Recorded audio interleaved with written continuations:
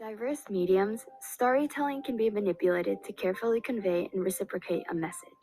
Especially for sensitive topics such as the assimilative Canadian residential school system, the chosen method of presentation severely shapes how subjective a message can become.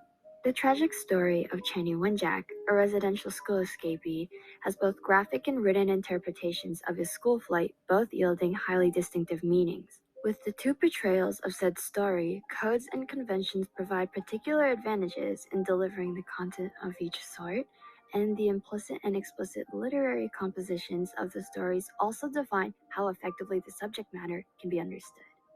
Ultimately, between the animated film and published article depicting the story of Channy Wenjack, the graphic representation better engages the viewer to a message with its sensory-stimulating means of presenting the detrimental experience of residential schools in Canada.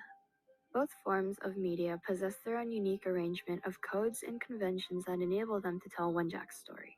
Gord Downey and John Lemire's collaborative effort of the graphic animated film shows an array of features that contrast the written Maclean's article adapted by Ian Adams. By employing arguably one of the most interesting options in the art. Some people may hear the story of Channy Wenjack, a young boy who escaped residential school, however, passed away on his journey home, and think he failed in his mission. Despite facing death, it is evident that he succeeded in raising awareness about the corruption of residential schools and how gruesome they were. There are two different mediums used to share Channy's story that will be analyzed in this essay. The animated film titled The Secret Path, created by Gord Downey and Jeff Lemire, as well as Maclean's article, The Lonely Death of Channy Wenjack, written by Ian Adams.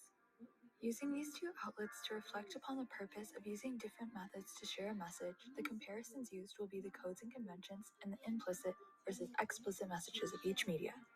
While both mediums narrate the woeful story of Channy, the graphic text does so more effectively than the written text because